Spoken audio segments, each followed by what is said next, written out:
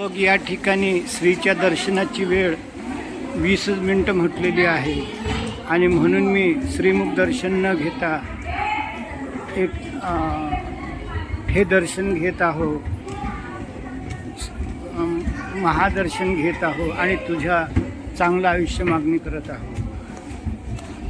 2 दिवसापूर्वी राष्ट्रपती मॅडम येऊन गेल्या आणि मी त्यांना सविस्तर कॉमेंट्री करणार आहो.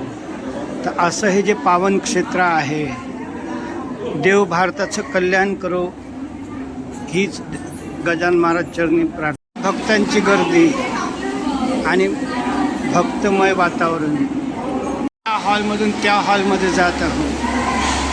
भक्तमय वातावरण, दर्शन बारी आणि 30 मिनिट वेळ दाखवलेली आहे, पण मला ती मान्य आहे, कारण तुझ्यासाठी मी चांगलं आयुष्य मागणी करत आहोत.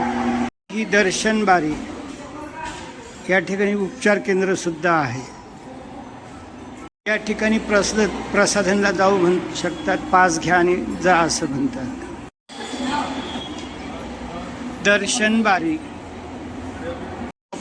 आता या लग्नाच्या धावपळीत प्रीतीचं झुडझुड वाहकणं यामुळे माझ्या आत्म्याचे आवाज तुमच्यापर्यंत पोहोचणं कठीण आहे, परंतु लक्षात असू द्या, हाँगकाँगची ट्रिप किंवा हे हनीमून यासोबतच तप सेवा सिमरन तेवढंच आवश्यक आहे.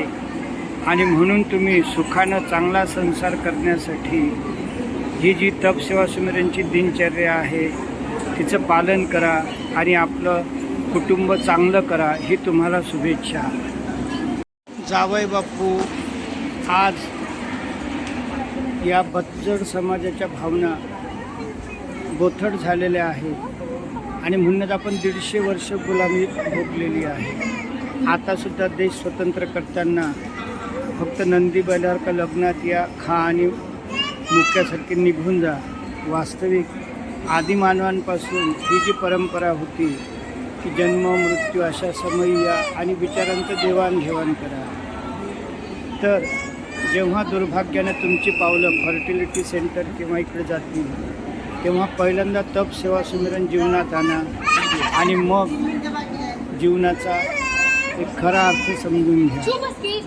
आज बेहोशीमध्ये त्याची जाणीव होत नाही, आपल्याला त्याचं महत्त्व वाटत नाही. मात्र पुढच्या क्लिपमध्ये मी सांगतो. डिस्क्रिप्शनमध्ये मी जया दिलीप काळे, गीता सर्जने, कारंजा तटच्या परुळेकर ताई, अमरावतीची चंचल अग्रवाल यांच्या क्लिप जोडलेल्या आहेत, त्या बघा.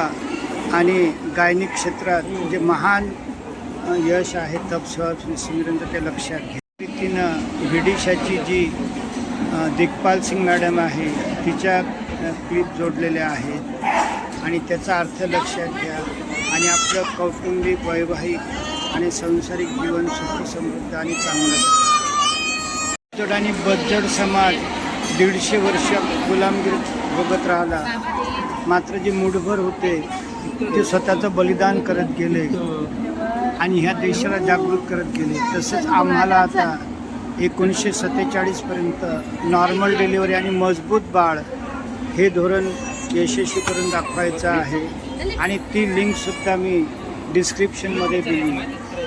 तुमचं वाचा आणि जीवन सफल करा.